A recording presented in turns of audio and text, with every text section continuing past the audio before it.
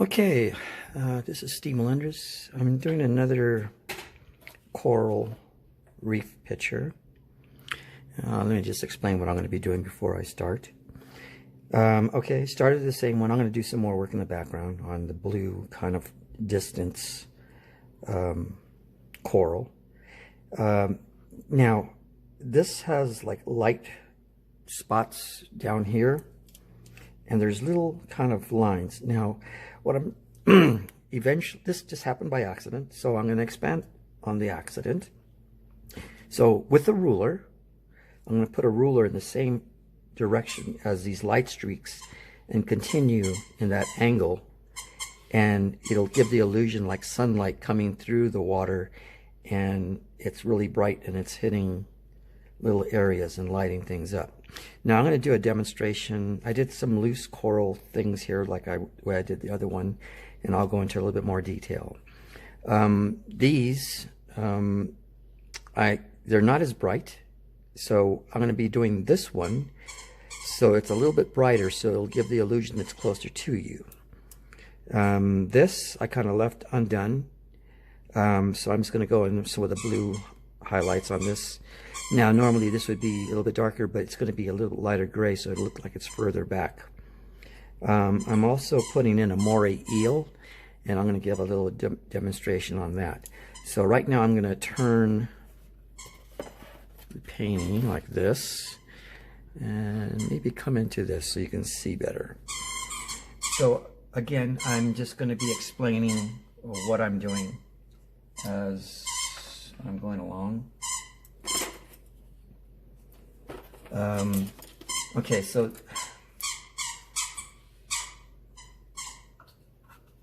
my work. It's different from other ones that are out there. Now my work shows a little bit more detail than the normal stuff out there, and that's just because of my background. I was a sculptor, an illustrator, scientific illustrator, and a bunch of other things too, for the Natural History Museum of Los Angeles. So it's just a natural thing for me to add detail. Now, because there's white underneath these yellow areas, it's going to be a little bit more intense yellow, which will give the illusion like it's closer to you. Now this is the first layer, and I'll build up layers, and continue that. Now these do take some time, so I don't know if I'll be able to give a good representation of how to do the detail, but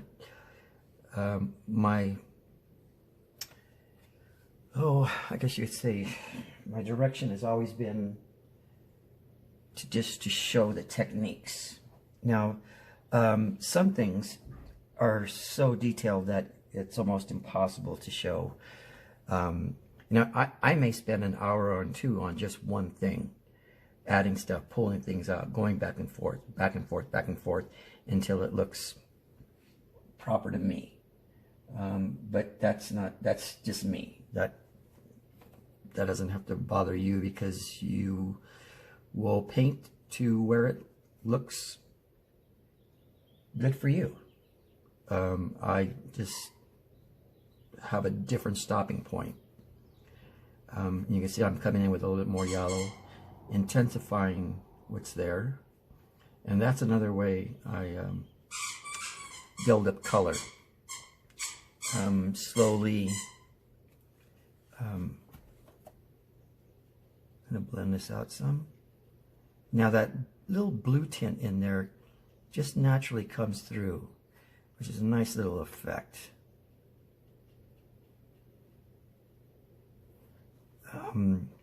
Now what I'm going to do is I'm going to switch brushes, and go with a little bit more detail on these.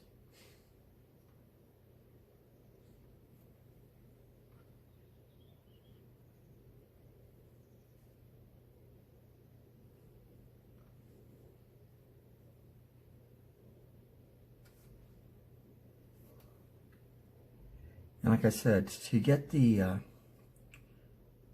little bit more intense color, it requires multiple layers. And that is just something that comes with experience on my kind of experimenting, what works for me. I don't think I'm going to be able to show you everything, because it would take me probably maybe an hour to show the finished product of that. And I just want to give you the essence of how I got there. And then I'm going to do a little bit more coral work, and I'm going to do a little demonstration on this and kind of this more eel. Now, like I said, this is for the old people. This is the Reader's Digest version of my painting. My paintings do take a lot more time. There's a lot of dropping in color, pulling out for highlights and shadows and different things. So it's just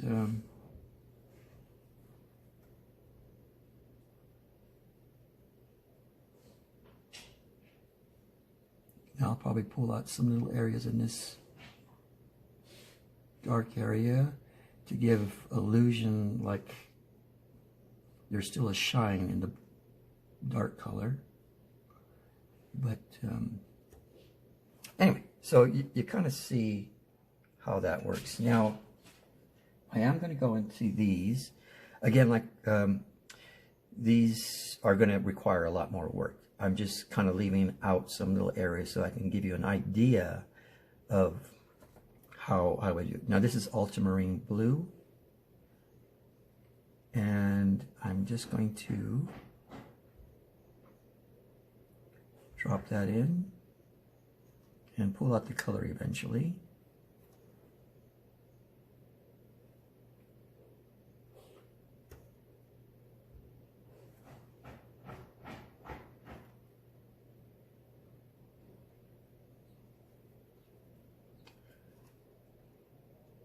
Recently, some people asked me some questions. Now, I really don't kind of respond to comments very rarely. So I may in the future, you know, there might be people that need some questions answered that they just don't understand something. And I'm more than happy to do that. What I don't like is, because it's the internet, you get such crazy responses from people, you know, explaining, oh, well, you should have done this, and I don't like that, and, you know, from my experience, you know, and it's all these suggestions on how I should correct my work. Now, that doesn't work so well with me. I know this may sound horrible, but I'm really not interested in anybody's opinion. I know that sounds horrible, but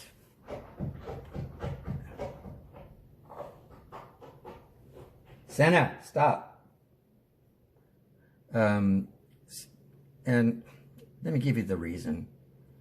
So you don't think I'm crazy or... been there, done that. I mean, when I was really young, you know, I did have my work displayed in galleries and things like that. And it's always frustrated me. You know, some stranger looking at my work, and sometimes when you're an artist, you just kind of are in the crowd just to listen to honest and straightforward opinions when they don't know you're the artist. And if you don't know, I worked at the Natural History Museum for 15 years, and did a lot of different stuff. Have my work displayed in museums and aquariums and zoos. So, you know, yeah. So I already have that kind of stuff that people strive for. So again, like I was saying, been there, done that. I only paint and sculpt and create for my pleasure. For me, this is my love and my passion. And I just want to share my techniques for what it is. You know, it's kind of like for the people that want to do maybe some detail in their watercolors but never knew how to do it. So this is the reason I'm doing this. Now, granted, there are some people that absolutely positively will not ever add detail to their work. It's almost sacrilege to them. Their idea of watercolors is this quick flow of their brush and give, you know, a really impression of the scene. And there's nothing wrong with that. As I said before, it's a style. Not my style, but it's a style. In one of my videos where I was talking about scientific illustration, I was forced to do detail beyond belief, working on one insect for like 2 weeks, and going back and forth because it was necessary for that type of work, and that's the requirement. It made me a better artist for detail. Now, a lot of that I use with a computer because sometimes you have to make corrections and you don't want to do the whole thing over. So the computer is a necessary evil for me, but when I was working there, I insisted that half the work I did had to be done by hand, but only with acrylic because I couldn't handle watercolors for detail. Because acrylics, you can paint over stuff, and that's kind of what works for me. Now,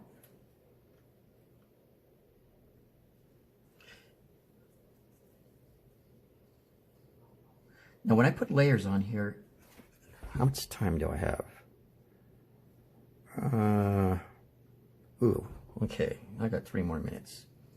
Like I said, I don't like to keep these things too long. I don't want to bore people. But this is my passion. This is what I love. And when I hear opinions of, oh, you should have done that, oh, I wouldn't have done that, well, you missed it this, and if you notice, my videos are not too much of an edit. The only editing I pretty much do is joining one from another. I make a lot of mistakes, mess up a few words, even though I realize it after. I'm not going to change it. It's just the way I would normally talk in a classroom. Some of my things are, you know, a scientist would probably just go crazy because I didn't use the right word to explain something. But like I said before, I'm not in that environment anymore. It's equivalent to you explaining how much you love somebody, and somebody comes up and says, well, I don't really approve of the way you love that person, my husband or wife or whoever, and them saying, oh, well, you got that all wrong. This is what I do, and you should do this. And that's how ridiculous it sounds. Now, like I said, when I'm doing my work, I am painting for myself. Now, I'm just going to do this really quick thing on the Moray eel, just so you get an idea.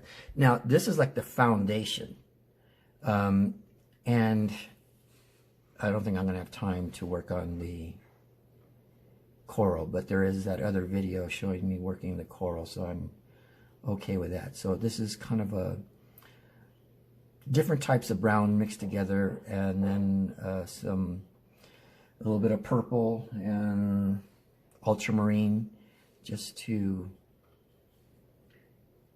juice it up. Now, this is a moray eel. There's hundreds of different species. But of course, me being who I am, I picked one with a lot of detail. So those spots will have more work in them. I will put a little bit of, this is the bottom, Payne's Gray, which is my go-to color, in there. And I'm just laying down the foundation. I will go back and add more detail to this,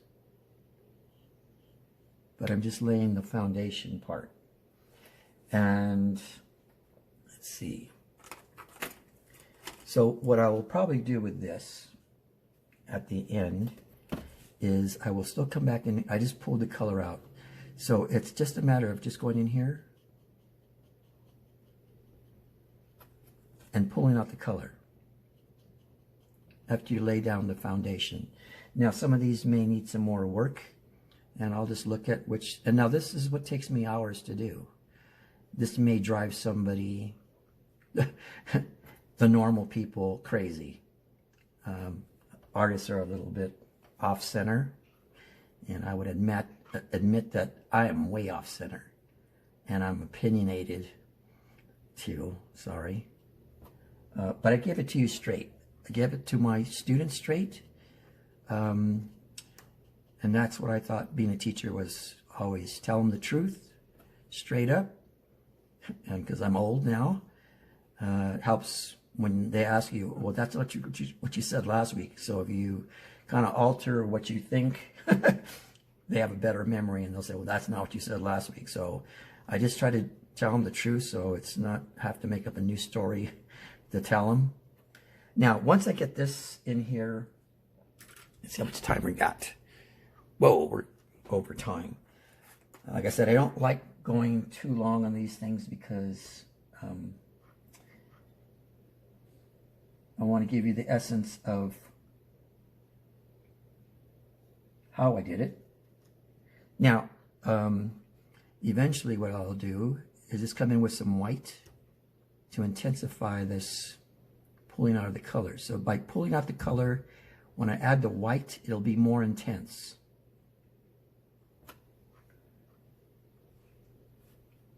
So there was a reason why I pulled it out.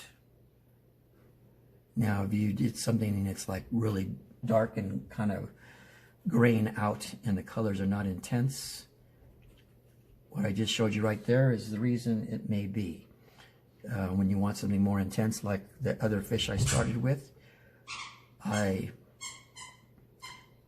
pulled out the color, so when I do put the bright color, it stays rich. And that's what happens to a lot of people's work, is their work gets muddy. And this is my way of keeping my colors tense and bright. Now, if you look at this, it's like, oh, that's kind of bright. Watercolors fade. So what I would probably be doing is going back over these white dots several times. It may require 5, maybe 6, but that's just me. So hopefully you get the idea of how I did this. And now I'll just pull the color out of that. Oh, I don't want to spend too much. I'll just do one. So I'll just kind of come in here, pull out the color. Again, pull out the color. Clean off my brush. Come back in here, pull out the color. And that's how that works. Anyway, so this is Steve Melendrez with another instruction. Hopefully you learned something on this. Take care. And let me kind of show you that. And enjoy what you do.